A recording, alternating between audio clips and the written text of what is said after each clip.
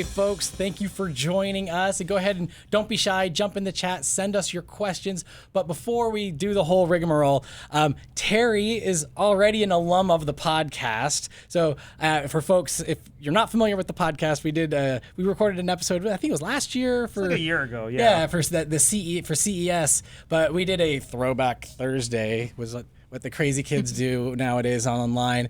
But that episode is out there where we talked to Terry in detail about his background and stuff. But Diana, this is the first time that you've joined us. But we always start off the same way with just tell us about yourself. How did you join NASA? What brought you to Silicon Valley?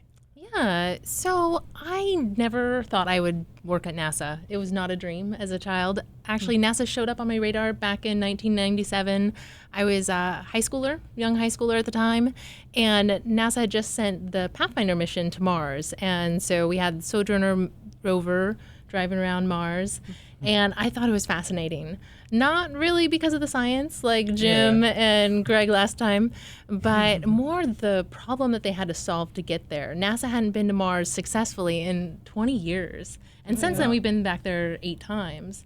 But for me, I thought, wow, this is a really hard challenge that I want to know how to solve. I want to be part of that problem. Like in high school or college? That was in high school. Oh, wow. Yeah. That was early high school. And so I didn't really know quite how to get in that world. It wasn't necessarily the rover problem that I wanted to solve, but I wanted to do something really difficult and overcome that. So found myself into engineering in college, and then wound up going into aeronautical and aerospace engineering in college.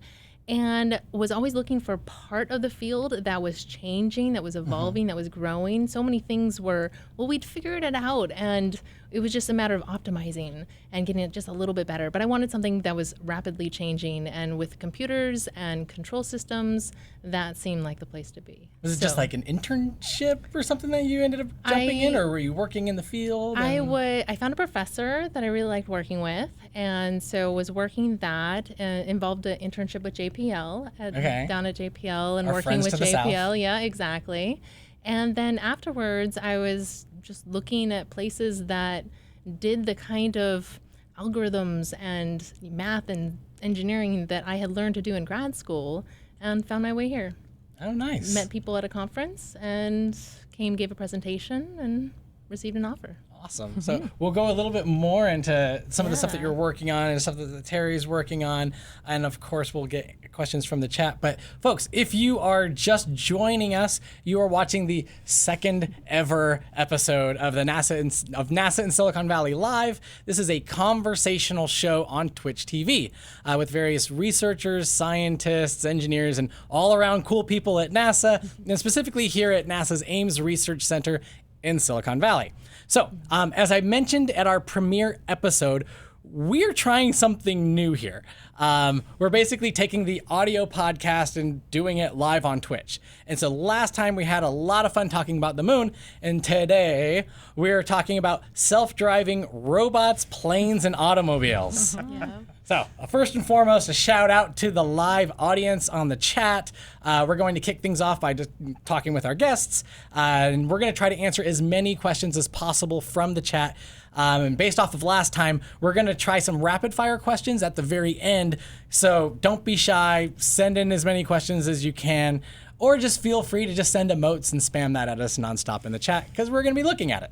So, I am your host, Matthew Buffington, and this time, my host, Abby Tabor, she's going to be looking and taking the questions from the chat. So good luck with that, Abby. Oh, yes, thank you very much.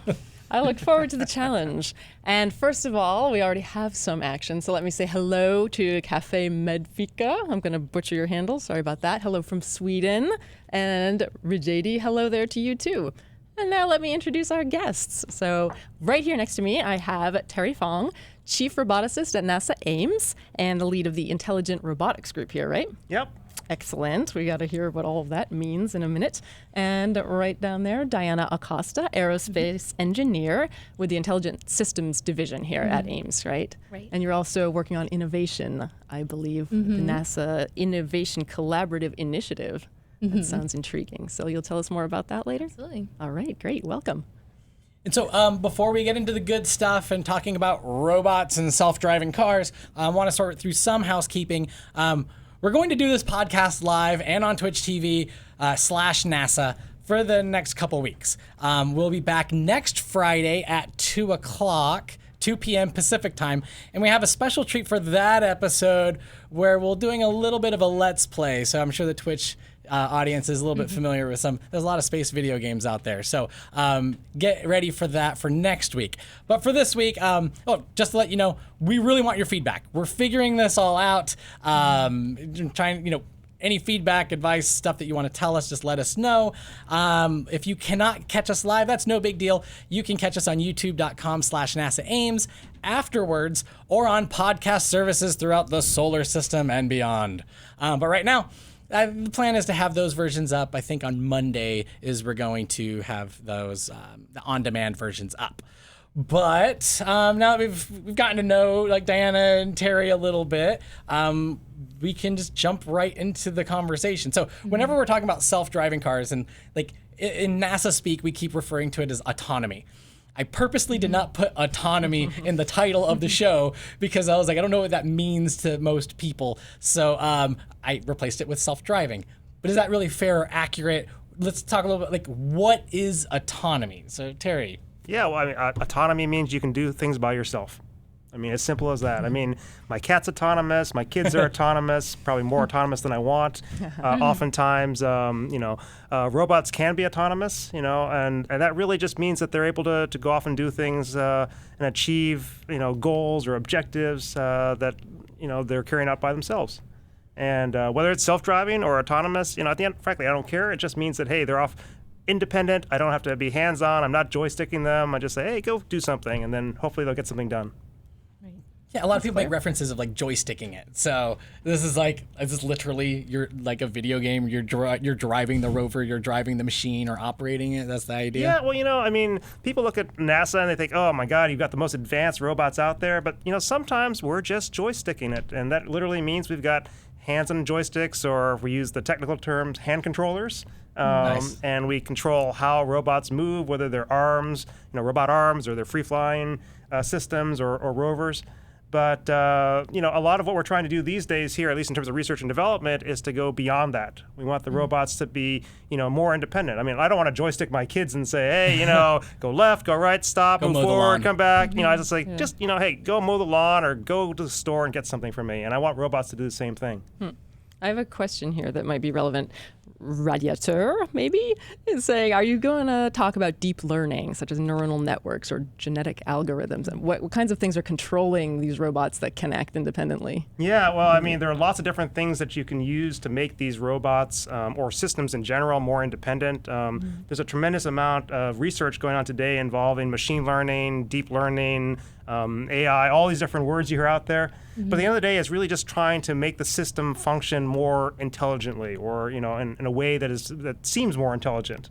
That is, you want it to be more capable, more competent. You want it to do something in a way that seems to make sense.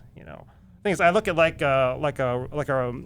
lots of robot vacuum cleaners out there. Yeah, the Roombas and stuff. The Roombas, you see, and Roombas can do a great job, but you look at them and you have no idea what they're doing because they're kind of wandering around, they're bumping into stuff.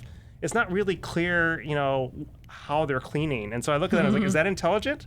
Well, if I watch it, it certainly doesn't look intelligent, but it can still do a good job. It gets the job done. It gets the job done. Right. But there are other systems out there, you can see, and they do this kind of these lawnmower patterns, and it's very obvious what they're doing. And you think, hey, that looks more, intelligent because it's doing this in a very, sort of careful way, and a way that's very efficient. But I look at a Roomba and it's kind of doing this kind of stuff, and I'm like, I'm not quite sure, how smart is that? Huh. Okay. Yeah, okay. How does that match into some of the work that you're doing, Diana? Because I know you and Terry work quite a bit, but as a fancy aerospace engineer, how does one go from aerospace engineer to working on autonomous systems? And I'm guessing there's an aviation picture. Yeah. How does that work? So actually, when I was studying aerospace engineering, I focused on machine learning in terms of being able to not collect an abundance of data, but be able to take the data that you're receiving at the time from all the sensors that are on the aircraft or spacecraft or airship, and be able to utilize that in a smart way, learn from it, and then control that vehicle in a way that will be successful to achieve the goals. It's quite a bit different than the big data that is going on within industry around us, especially in Silicon Valley, where they have a lot of data that they're collecting and they're using that to be able to, in general, assist the humans and provide information to the humans or make sound business decisions. In our cases, whether it's a robot or a spacecraft or an aircraft, we're looking at taking that data and being able to let the robot or the aircraft or the spacecraft make the decision itself and act on that decision. So I think that's the differentiator between what we see outside the gate and what we're doing on the inside. I'm sure that the chat's blowing up. Yeah, it is, really. Go I'm for already it. way behind in questions. So, Valask is saying, I can get behind self-driving cars, but self-driving planes? Is it the same idea of autonomy? Is it a lesser degree of independence for a plane than a car, or you know, does it not work that way? airplanes have been self-flying for decades. Okay. Yeah, Interesting. we have been flying with autopilots and flight management systems, and the pilot can get in, make sure the company programmed the route correctly, and go. Now, they are fully responsible as a pilot when you're going on trip. They're fully responsible for the safety of that aircraft and monitoring all the various systems. It's incredibly complicated. But aircraft, they have a nice safety buffer between them and other aircraft. It's pretty predictable. We understand the impacts of weather and other contingencies. We know how to handle that. So in a way, I see aircraft as being on the forefront of that self-driving or self-flying area, and it's a lot further ahead of the game. The car is so much more challenging with all the dynamics, cars and kids and pedestrians and weather and sun, and it's very complicated. And I have a question about weather in here. What sort of considerations have weather conditions had on designs of self-driving vehicles? Do you know how that's considered? Yeah, I'll ask Terry to take that one. Well, so we do a lot of work these days in trying to make robots function, more robustly across all kinds of conditions, whether it's weather or, frankly, traffic patterns or congestion, all kinds of different things. I mean, in terms of cars, and we've been working with some companies in Silicon Valley that work on self-driving cars, a lot of the challenges have to do with the fact that they all rely on sensor data. Cameras, radars, laser systems to understand what's around them. And if you have weather, which, fortunately we don't have a whole lot of here in Silicon Valley, then you have the best problems. weather. Well, with the best weather. We don't get rain and fog and snow and sleet. Those are the kinds of things which make all those sensors just stop functioning. And it's like, any of us trying to drive on the roads by saying, hey, okay, where am I going to go next? And, the answer is it's really hard if you can't see. And the same thing's true about self-driving cars and robots. Okay, right. So along these lines, but specifically about GPS, Cafe Medfika is asking, is NASA working with big car makers to make GPS better for self-driving cars? Is that an important part? I don't know if anyone across NASA is doing that. I mean, GPS is used a lot in not just in terms of like cars, but a lot of terrestrial robots, agricultural robots, drones. They all rely on GPS for understanding where they are in the world. But the reality is for things like automobiles, it's not sufficient just to rely on GPS. Yeah. I mean, you need to worry about, for example, am I exactly right next to the car? And you're not going to be able to tell that from GPS. Right, it's a finer scale. Finer scale, so you're going to need other sensors. We rely on all kinds of things to give us very precise position information, especially, how close to objects that we might want to stay away from. And so that's far beyond GPS. Yeah. So I'm going to jump on in because if you are just joining us now, you're watching NASA in Silicon Valley Live, a new conversational show that we are trying out on twitch.tv/NASA.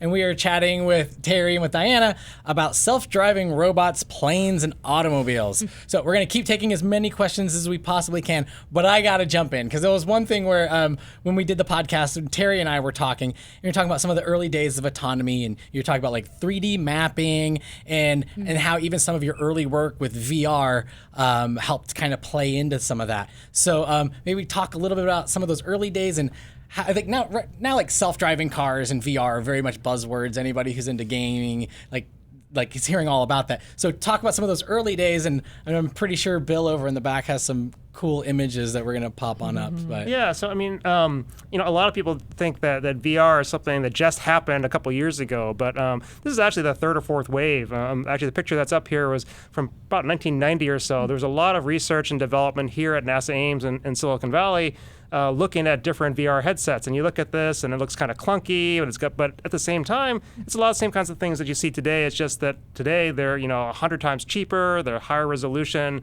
But some of the basic, fundamentals of how to put people in these virtual worlds was done here at Ames. And we used that a long time ago because we were interested of transporting scientists to other worlds. The idea that you could remotely explore Mars by using a head-mounted display, maybe you have some sort of data glove on, maybe you're trying to reach out and manipulate a virtual rock. These are the kinds of things that we were really interested in, even back 30 years ago at the previous wave, or maybe it was like 2 or 3 waves ago of VR. But for us at NASA, it really is all about, how can you better touch the data? And immersive 3D rendering, 3D user interfaces, head-mounted displays, that's all part of that. This is actually, the screenshot here is from a robot control interface that we developed here back around 1992. It was called VEVI. I think it was the Virtual Environment Vehicle Interface. It wasn't a particularly good acronym. But the idea here is that we could use this to remotely operate robots by way of a VR interface. So we control the robot in VR, and that then sends commands to the actual robot, which might have been, thousands of miles away, or even other planets. And the idea here is that we interact with the data, and that allows us to better understand what's going on with the robot, and then the robot can go off and do its own work. all right, Abby, how's the chat going? Oh my gosh. All right. Well, Blowing up. okay. Our friend Cafe Medfika Dope Show. Thank you very much. And Diana, from Jay Stubbles, how will automated aircraft handle perilous situations such as bird strike? Will it look for a safe landing solution like Sullenberger's Hudson River landing, like in the movie Sully? Yeah, absolutely. Actually, one of our colleagues, David Smith, he's actually retiring today. Oh. So shout out to David. And he developed an emergency landing planner with some of our colleagues. And what it does is that flight management system where the company can put in the route and the aircraft can follow from one point to another. The emergency landing planner helps to look at where the aircraft is, given the circumstance, whether it's a bird strike, an engine out, a fire, whatever the emergency might be, and take into account all of the airports within the area and what emergency services they have, and any weather that's between the aircraft and those landing points. And then it develops a route that can also take into consideration the ability of the aircraft. If you lose an engine, you don't want to turn in certain ways. You want to turn one way or the other. If you lose part of your tail, you certainly don't want to be doing certain maneuvers. Right. So it can take into account that maneuverability of the aircraft and provide routes and suggested landing points for the pilots, and give even explanations as to why this airport, why not that one? I can see that one's over there. And so it helps drill down. So David Smith, along with colleagues in Intelligent Systems Division and the Human Systems Integration Division, have worked that out. And yeah, absolutely. We're making progress here at Ames. Awesome. Yeah. Cool to hear about. So a couple more comments. Noxum96 likes how I'm smiling at my laptop all the time because this chat is crazy. Thanks for noticing. Larabug says, thank you so much for doing this stream. And here's an interesting one. Young Reefer asks, if these self-driving things are using AI, can they take on solutions they've created themselves? Yeah, that's a great question, and I hope the answer is yes, because I don't believe that anyone, certainly not me or people necessarily here at NASA, have all the answers. In fact, what we really would like are systems that can be adaptive to the world. It's really difficult to sort of like program a system for every single thing that could possibly happen. In fact, we don't train ourselves to do that. When you teach someone to drive a car, it's not like, well, here are the 100 things that you're going to ever encounter, and only these 100. Instead, you try to teach them, how do you deal with different things? Like, oh, hey, a tree fell down the road, or maybe, for some reason there's a cow in the middle of the street. At least not, maybe not around Mountain View, but some places that could happen. Yeah. And so what we want are systems that can really learn, or at least adapt to changing circumstances, and it's not just stuff that we've pre-programmed. Yeah, it's got to be, especially if that's space exploration, right? We don't know what we're going to find. That's true. on Mars, Yeah. right? Yeah. So the challenge for us as developers, as humans, is to really blow out that space of what could be the possibilities so that the computer can really fill in its knowledge and then act on that knowledge. Isn't that not too different from the humans? It's like what you actually physically see. Like your brain fills in a lot of gaps because I mean that's like how optical illusions and stuff work. I'd imagine like robots have to or the software has to take shortcuts as well to be more efficient. I'm guessing. Or? Yeah, I mean, I think that humans make a lot of guesses, and some of those guesses are hopefully educated. I mean, we don't in general we don't let people drive until they've learned how to drive and passed the test and did a road test and that kind of things, and maybe at some point in time we're gonna have something similar for say self-driving cars or robots as well, because one of the real problems we have is that when you guess, usually you'll guess right. At least humans, we like to believe that we can guess right. But you're right. There are times when we just, guess wrong, or we have incomplete information and we make a mistake. And those are things, that I do worry about as well for any sort of, autonomous vehicle or robot that we create. Whether or not are they going to make the wrong assumption? Are they going to leap to the wrong conclusion? But we'll see. Do you have more, Abby? Right. Well, yeah, I hesitated because this was a long handle that I had trouble pronouncing. So Tigiriandono was asking. Sorry, wait, I mixed up a couple of people. Post VT wanted to know, what are your thoughts on AI and self-learning tech? Do you think this could cause problems in the future? If so, why? So. Yeah, It's always the Skynet It's references. always sure. And Skynet and whatever else is going to come take over the world. I'll tell you, one of the things that we worry a lot about at NASA, because we tend to build systems that are very expensive, then they go to space, or they're flight systems, is how do you really sort of test and make sure that they will work as predicted? The terms that we typically use are things like, verification, validation, certification, all those Asian kind of things. But that really means, can you make sure they're going to work as planned? And as soon as you let something learn and adapt, the question is, how do you test that? It's a really difficult thing, and I'm not sure we really have the answers. I don't know, maybe Diana has some great thoughts about that, or... No, we certainly don't have the answers there. When we are not aiming for the highest goal, we can certainly let the systems learn, let them make decisions, but then give them that boundary. Like you might a child, putting the child in the play yard, and the play yard is fenced. Go off, have fun. I know you're not getting past that fence. And so we can do that with our robots and with our systems that we equip with AI. But once we recognize that we want the robots to achieve more, we want them to accomplish more and serve us better for our NASA missions, we have to take down that fence and we have to trust them. It's how do you establish that trust if you are putting millions of dollars into that mission? Yeah. Right. Or you are the scientist who has waited your whole life to get the data from that mission. Of course. So verification and validation, certainly important. Cool. Now, I do want to get to Tigiriandono's question because I faked you out there, and it's a great question. Lots of science produces lots of data, more than can be retained. For example, CERN's Large Hadron Collider, the LHC. How can you teach, then, self-controlling vehicles what to send back for review and what to just ignore? That is a really great question. I think one thing that people may not be aware of is that every single mission NASA sends into space is capable of acquiring even more data than we've ever had before. And at the same time, we still have the same sort of narrow communication pipe to send things back to Earth.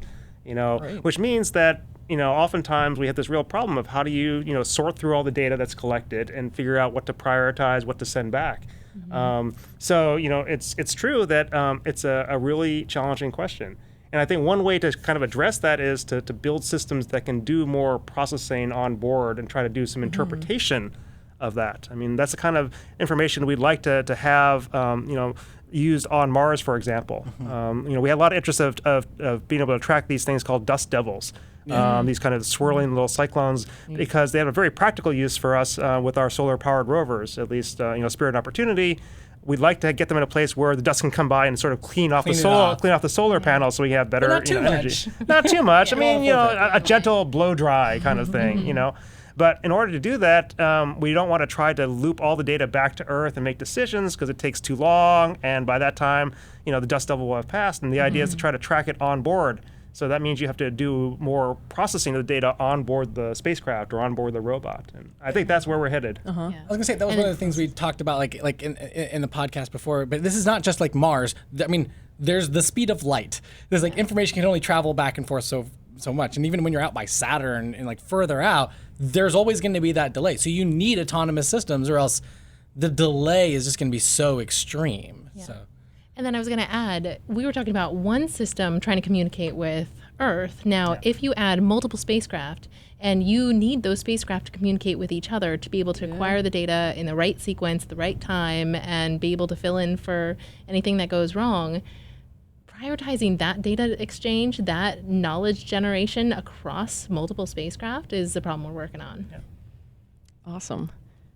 I had a question. We've talked a lot about the self-driving cars. Okay, Raynar the Conqueror wants to know, I would really like to know, what is NASA doing with autonomous vehicles other than the fact that it would be required in a rover for a pilot-based system?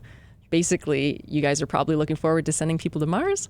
So how big of a part of your work is that, a human-controlled Mars rover versus what else you're working on? So a lot of what we're doing right now is trying to make planetary robots more capable, because we want to send them places that are more difficult to get to. You know, if we want to send a robot into a lava tube, for example, you know, not so easy to have continuous communication when you're down underneath the surface. Okay, that's like You a know, cave. like a cave kind of robot. If you want to send robots that are far away, you know, as Dinah was saying, if you go out, you know, even just, I mean, Mars, for example, is 20, 40 minutes delay. If you go beyond Mars, it's even worse. And so you can't just have humans in sort of like real-time control kind of situations. Right. And so the key is for us to create systems that can function by themselves. You know, maybe they're not going to make all decisions by themselves. Maybe they'll make decisions in some way that's you know, achieving a particular purpose, like driving from point A to point B is a good example of that. Rather than just trying to say, oh, go discover stuff, you know. We might say, hey, at least go from this point to this point, and then we'll make decisions about the science we're trying to actually carry out. But all that means that we need the systems to be more reliable, more autonomous, more able to make their own decisions. And that's a lot of what we're trying to do here. Yeah. And so if you think about human exploration, you can also make a parallel back to your home. When you go to work every day or you go to school, when you leave your home, you can turn the thermostat on and trust that you'll come home to a warm, comfy place. Or if you want to have stew, you might turn on the crock pot and trust that all things will go well. And if you want clean clothes, you can go to bed, turning on the washer and throw it in the dryer when you wake up. There's other things like your oven. Might not want to leave on while you run to the grocery store to get that extra thing. Maybe not. And when we are going to be sending humans to the moon or Mars, we will want to send their habitat first. There's many different mission operations, but one of the main concepts is have a precursor mission where we are sending the habitat ahead, maybe assembling the habitat ahead, and getting it running and operating autonomously before we send the humans there. Alleviate risk. And I know this broadcast is geared towards robots and airplanes and automobiles, but think about your habitat, your house. Yeah, really. Yeah. It is then taking care of itself. You have to monitor all the systems, all the water, life support, everything, because those humans rely on everything that we send. Yeah. And that requires autonomy. Fascinating. That's a cool comparison to real life. So, and I was going to say, there's one thing that you touched on, and we briefly started talking about it before we even started. You'd mentioned like multiple systems and like, or even like swarms of satellites. And I know that's another thing that like, not only just NASA, but like the scientific community and makers and like universities have been putting small sats up. Talk a little bit about how could you use small sats as a swarm? How does autonomy like play into that? And why would NASA be involved in this? Right. So some scientists are looking at studying the sun. And I am not an expert in heliophysics, but people are. But I have friends. We have friends. We know people. And they want to be able to study the magnetosphere, or the stuff that comes out of the sun and bombards the Earth all the time, or gets close to the Earth, and then we're protected. But they're looking at sending multiple spacecraft. You can't just send one and get the data from one to get the big picture of the kind of the tide that the sun is sending out. There's really a shifting and dynamic tide. So they want data points across that whole tide. And so you think of a string or a string of satellites orbiting in this tide, and can we collect that data and do that autonomously? Now, the reason to push towards autonomy, though, is not that we have so many spacecraft, because we know how to operate one. You might say, well, sure, let's operate 100 the same way. It does come down to cost, though. If we have dozens of people to operate one spacecraft, what it's going to take to operate 100. And if we can have the same size team for that swarm of 100 spacecraft, then we'll be able to accomplish our mission. If we have to multiply that team by 100 for every spacecraft, it's beyond our budget. Crazy. We won't be able to do it. Yeah. Well, let me interrupt because Brooklyn Knights would like to be reminded who we all are. So. Okay, well, it is at about that time. So if you are just joining us, you are watching NASA in Silicon Valley Live. This is a new conversational show that we're trying out on twitch.tv/NASA, and we are chatting about self-driving robots, planes, and automobiles with Terry Fong and Diana Acosta. So that's who we are. Yes. Go for it. And I have a couple comments to share. Monka S says, thank you for this information. People are appreciating this. And Post VT says, this is actually the coolest Twitch stream. Freaking NASA is talking to people on the internet. Like, what the hell? I love it. Nice. And then here's a great question I want to ask from Sunny Deity. How would something like a self-driving car or rover deal in a catch-22 situation, like someone in danger from walking across the street on a red light?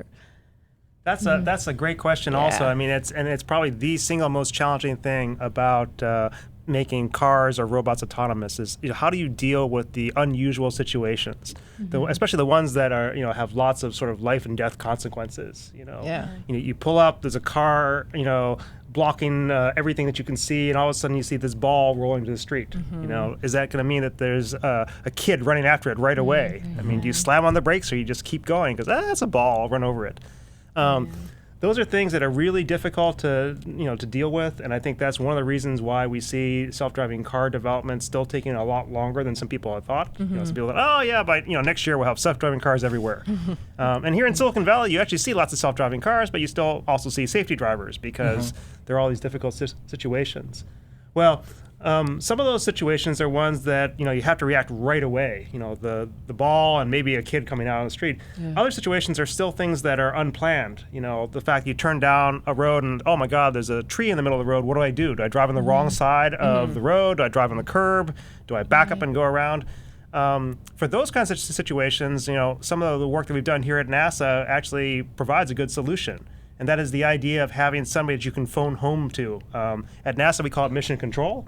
I know a number of self-driving car companies are looking at these sort of call centers, like support centers, tech support, if you want to think of it that way. Yeah. Right. So the car might get in a situation and it phones home, and then some human will just sort of pop into the car, via some 4G network data transfer and say, hey, what's going on? Oh, I see. Yeah, there's a tree here. Well, we'll tell you should drive on the shoulder, and that's an acceptable thing here. And that's how you solve, that kind of problem. And imagine over time, even the system would still learn. Yes. In these unique anomalies, in these unique situations, over time it can probably continue to learn what the correct way. So it doesn't have to ask next exactly. time. So the next time you see a tree in the road, you think, oh, last time it was okay to drive in the shoulder, so maybe we should do that again, or at least that will be, the start of a possible solution around that problem. Cool. So I think at this point we can do a little bit of what I've just made up in my head called video roulette, because I know both Diana and Terry brought some videos that we were going to talk on over. So I'm going to have Bill and David over in the back. They're going to do video. And then whoever's video it is going to talk about why they chose this one. So this is Who brought us this one? All right, so Well, this is my video. This is a mission concept that we've had here at NASA Ames. And it's not about actually the spacecraft here. It's about this interesting thing that's going to blow up, which is, expand, I should say. This is called Superball. It's a robot that doesn't look like any robot you've ever seen. It's basically a collection of rods and cables. And here we're showing how the system, which is in technical terms a dynamic tensegrity system, can land all the way from orbit and then roll around. Basically, by controlling the length of the the cables, we can change the overall size and shape of the robot. And here's actually a tabletop model of Superball.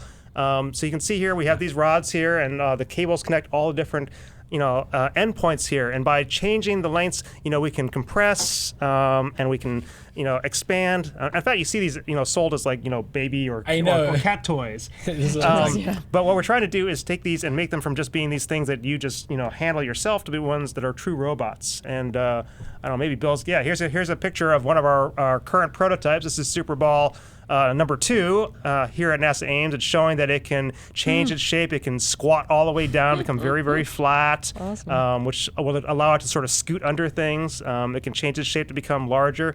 And you can imagine putting an instrument or maybe a rocket motor in the center, so it can do all kinds of things. Here we've got your 3D printed sort of little camera as an example of how you'd put an instrument inside of this thing.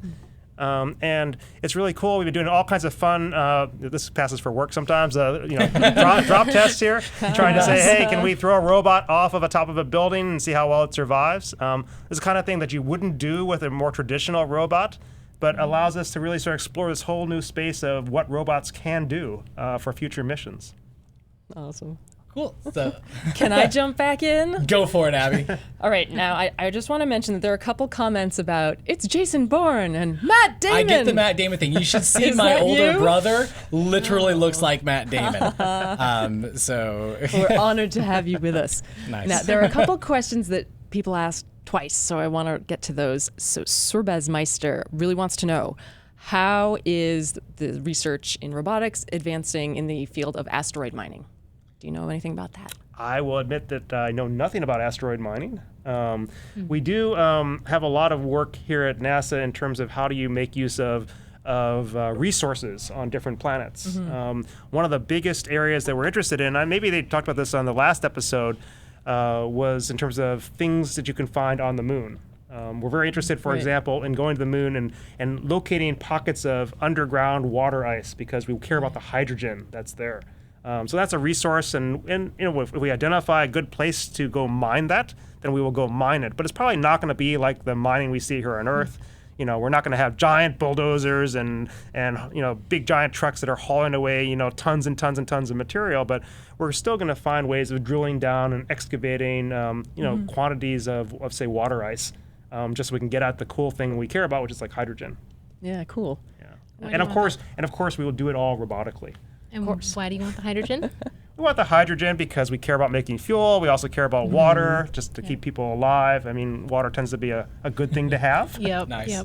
Yep. Young Reefer asked a couple of times, moving on to spaceships far from Earth, we've built them to be autonomous, but something could happen. Something goes wrong and they're too far away from us to fix it. What can you do? Is there a solution? Can you? It depends on what breaks, of course. Yeah.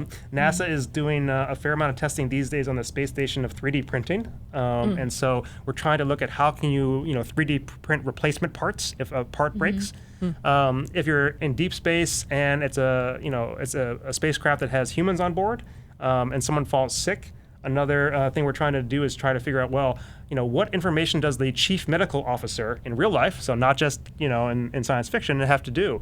And it's interesting if you think about this from a medical point of view. Here on Earth, especially in the United States, when you get sick, you go see a doctor. But it's not like you see just one person. That doctor is tied into this whole community. He's got all the support around him. I mean, labs and tests and specialists, and you can get all these referrals.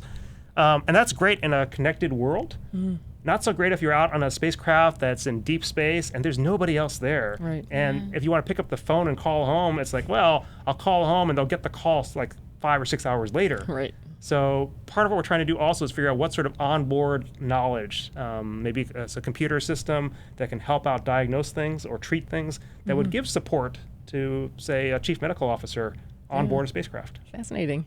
Yeah. We're also, when it's non-human, when it's a spacecraft far, far away, we will put the spacecraft in safety mode. Okay. If it detects that there's something wrong, we do have system checks that are checking for the health of the vehicle, and it'll go into safe mode and wait for that call from humans to tell it what to do next and how we can continue on with the mission, or do we have to abort. Then we're also looking at bringing some of that intelligence to the spacecraft itself so it can figure out what is wrong, what are my capabilities, and make that decision without waiting for the call from home. Yeah. Cool. Yeah. And done a little bit of that on aircraft too. So I bet. Interesting. lots of parallels between the different domains. One question kind of this is related to autonomy. In like obviously nowadays people think about like the drones that go in swarms or self-driving cars, and like one of my favorite subreddits is r/ like self-driving cars, and everybody's like looking forward to this future where I can just call my car and just come in. I'm just wondering, of all the talk that happens with self-driving and autonomous systems, what is your guys' opinion of that gap probably between what's really going to happen and then what's like more science fiction and hopeful thinking? So kind of like, and what are the stuff that that you guys see or that excites you? Yeah. You want to take that one? No, you go first. I don't know. You want to go like hopeful or buzzkill? You're like, which one are you thinking Yeah, of? it could go either way. I'm really excited. I mean, this is a really exciting time, especially given the career that I've chosen. People see all these changes and the investments and the thousands of people who are working these really challenging problems. And I honestly don't know where it's going. I am eager to find out. I'm very fortunate and proud to be part of it. And it's going to be a fun lifetime. Good time to be alive. So Yeah. I'll tell you that I believe the future is full of robots and self-driving cars and self-flying planes. But I guarantee you that those robots and cars and planes will be doing things that we just don't imagine today. I mean, you roll the clock back even like 10, 15 years ago, you ask people, why do you have a cell phone? And people say, oh, it's to make phone calls. And you ask the same thing to people today, and they're like, phone calls? I don't make phone calls. I send text messages. I watch videos. And so the things you carry around, they're not phones. They can be used as phones, but they do different things. And I think that if we think, oh, I'm making a self-driving car because I want to be in a vehicle where I don't have to drive, yeah, it may do that, but I think it might do something else in the future. Maybe it's going to bring us groceries. Maybe it's going to, entertain us. You get in the car, and it's a place you go to. Instead of going to movies, you get in your car and you just have fun for some reason. But the point is that I think that we don't yet see what's going to happen with all these robots and cars and planes in our lives, but I'm sure they're going to be there. Yeah. Awesome. Cool. Can I divert us to some Let's more go questions? let's go into the chat. Quick one for Matt from Realtoring. Where can I get that cool NASA Silicon Valley shirt? Oh, this was a special order one, but we do have a little store over here over at NASA Ames over at the little visitor center, and I've been talking to Kenny, the guy who runs it. So hopefully we'll get more copies of this shirt to come out. So Nice. yeah, this is where I dance that fancy line between a federal government entity and then I'm like endorsing stores. So Well, maybe someday they'll visit us and come and visit grab come to NASA Ames at Silicon Valley. There's a little visitor center tent. There's there's a little store that you can buy some stuff there. Yeah, exactly. Now, here's a question about hacking. How safe, this is from, Marcuzalaya. How safe are the self-driving cars and robots now from hacking, or are they at a really early stage of security levels? Well, I used to think my computer was safe from hacking until just a few weeks ago, and we learned that every computing device in the world, is susceptible to things. I think it's a real, good question of how do you, have confidence that your car, your robot is not hackable. And I think it would go beyond that. I mean, anything that you hook up to the internet these days, you might worry about. I look at all the people who have all these different devices that control your lights and thermostats or your ovens remotely, and you think, well, are they safe? Is somebody going to be able to tap into them? Or all the people that now have all these, these home speakers that you can talk to and ask, them to do things and not just, tell, jokes and stuff. And all of that is really then tied into the question of how do you make them secure. And I know it's a really, a very important area if we want to trust these systems and rely upon them. Trust is something that I think, as humans, has to be earned when we, work together as humans. When I first meet somebody, I'm like, yeah, can I really trust them with my life? Maybe not so much. But over time, as you work with them and you understand, what they can do, and especially that they, show you over and over again that they can be relied upon, then you trust them more. And, I think to some extent, Mm-hmm. robots and cars are going to have, self-driving cars have to be in that sort of same category. Yeah. Fair enough. And as we go forward with our space industry, it is not going to be just government out there and just a few communication companies. We're going to find that industry can really utilize space in ways that we cannot imagine right now. Yeah. And as many people become spacefaring, they're going to have the capabilities to reach out to different spacecraft. Right now, we sort of rely on the fact that not many people are able to communicate with our spacecraft and our robots. And if they could even communicate to them, that they wouldn't know how to be understandable and be able to give them something that would be would hack the system. Right. But as we go forward, it's going to be something that we have to address because cybersecurity for all the spacefaring industry is going to be real, and we'll have to follow suit. Other industries have done this before, and we'll do the same. It's not just space too. Obviously, aviation in general too. As that becomes more connected, Right. All the aircraft that are flown, whether this are large transport aircraft, airline companies or general aviation pilots.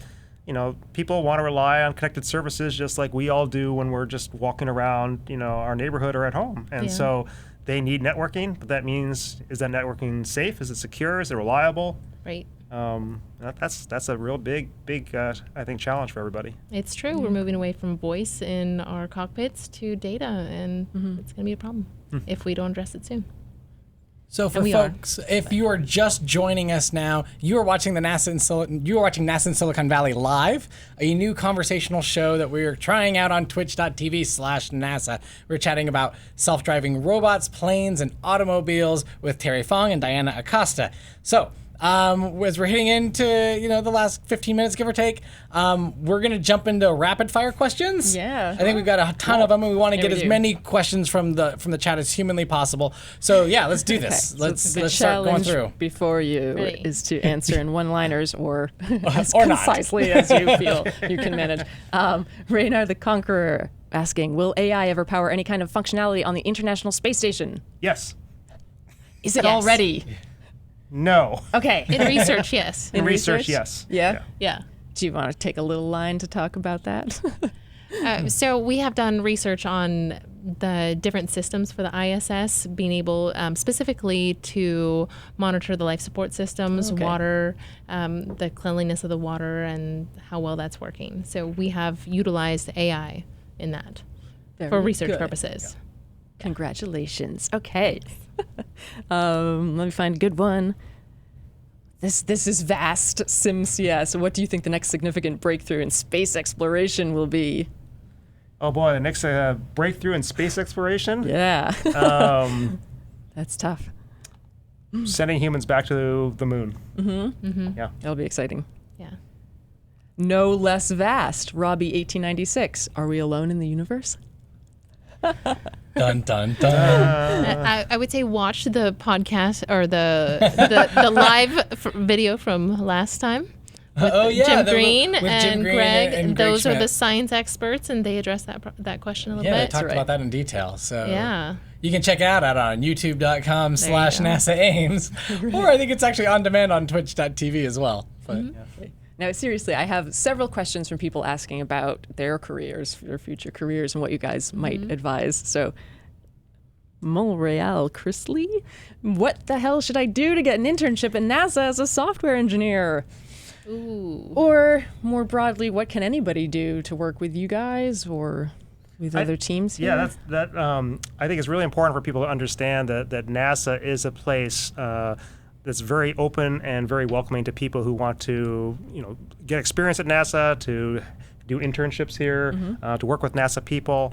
One way you can get involved is that NASA releases a fair amount of software open source, so you can actually download code from NASA, and that's cool. we actually do take back contributions in various projects.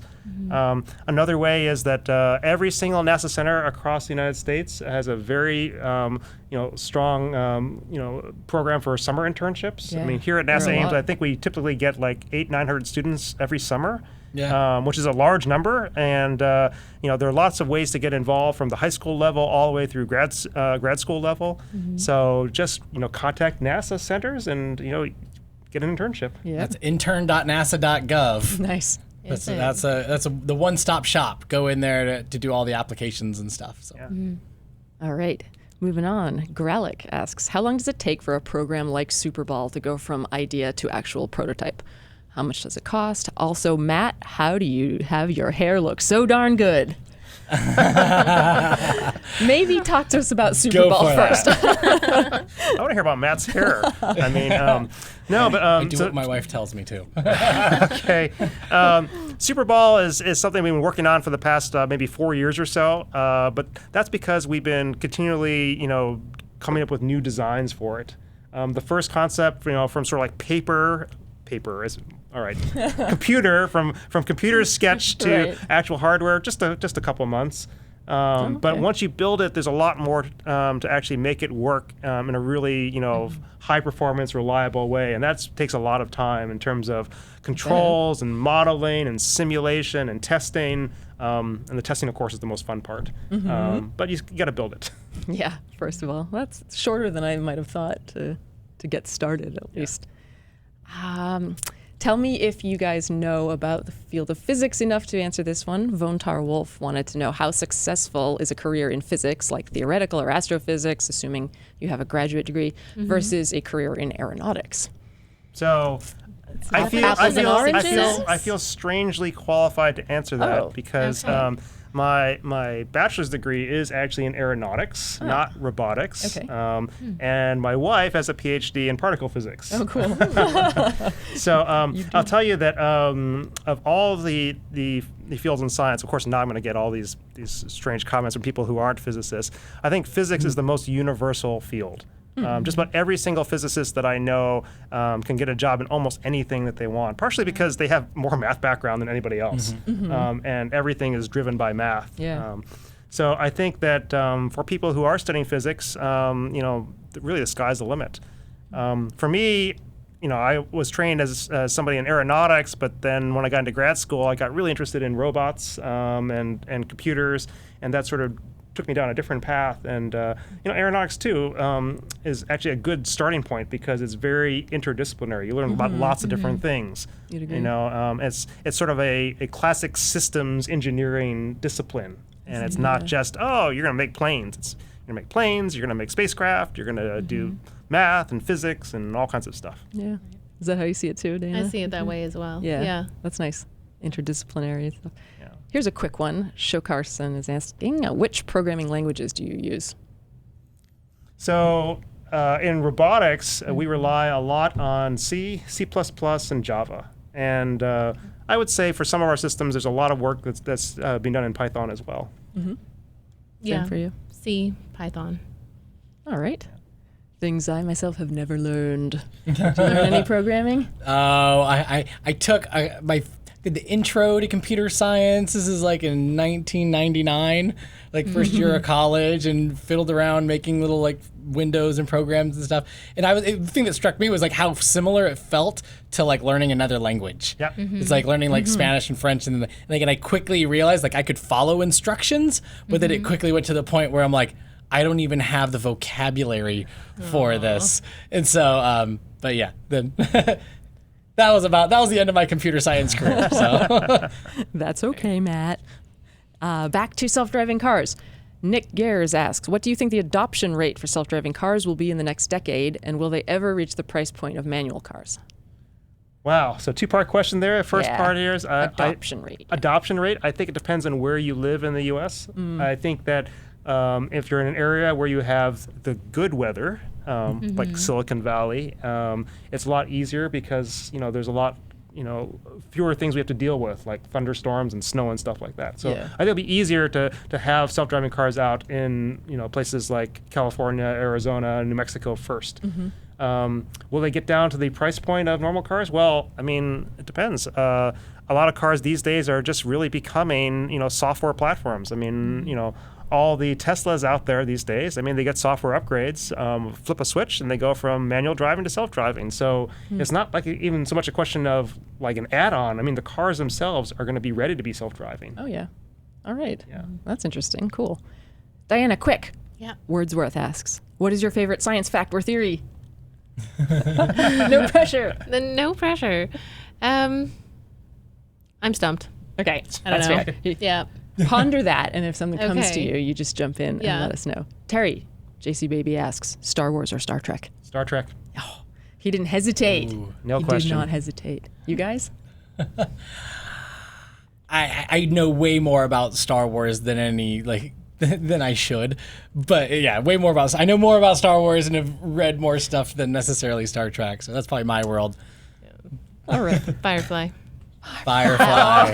Oh. Nicely done. But a shout out to r/prequel memes. They know what I'm talking about. Terry Keeks is asking, who came up with the name Super Ball? Super Ball. Actually, that was a former researcher here at NASA Ames with a really great name, Vitas Sunspiral.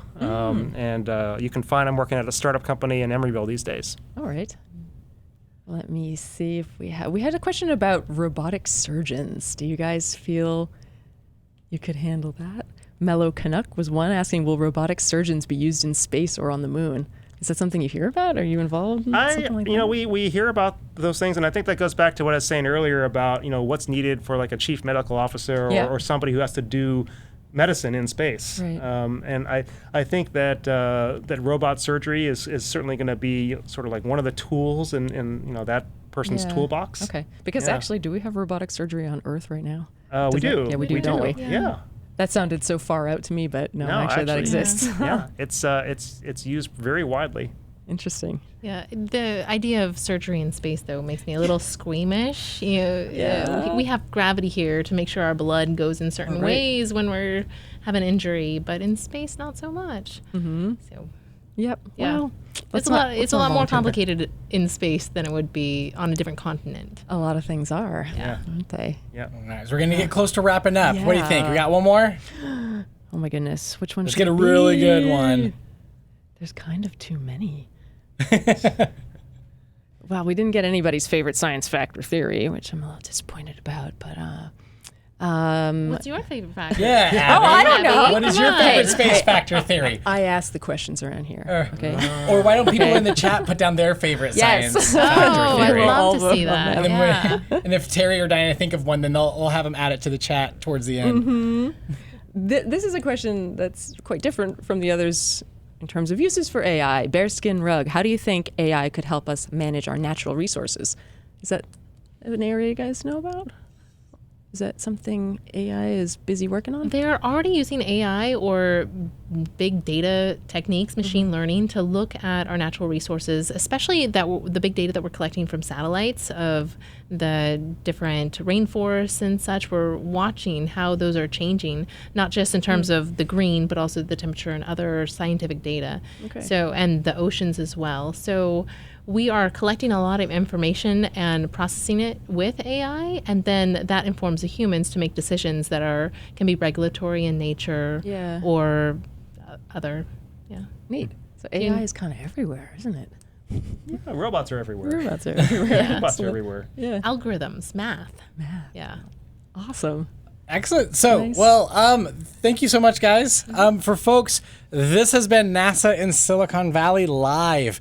Huge thanks to Terry Fong and Diana Acosta for joining us today. For folks listening or watching on demand, we are on all the major social media platforms under NASA Ames, and we're using the hashtag NASA Silicon Valley.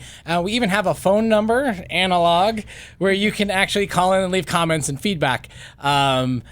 Don't ask for a call back because that's not going to happen. But we could add your comments into the chat or into future episodes. That number is 650-604-1400. We will be back next week. This is Friday, February 2nd at 2 p.m. Pacific time, and that's where we're going to be doing a special Let's Play Space Video Games episode that we've been working on. So get ready for that. That is going to be a lot of fun. But if you haven't already, go ahead, click like, share, subscribe, whatever it is that you need to do on your screen or the podcast app so that you can check us out next week. Don't bother sending us tips or subs because this Twitch show is brought to you by your taxpayer dollars. And for all of our international fans, you're welcome. And a shout out to the international science community that provides so much as well. But we are a NASA podcast. We are not the only NASA podcast, so a shout out to our friends who do This Week at NASA, Houston We Have a Podcast, and Gravity Assist. But thank you so much, and we will see you guys next week.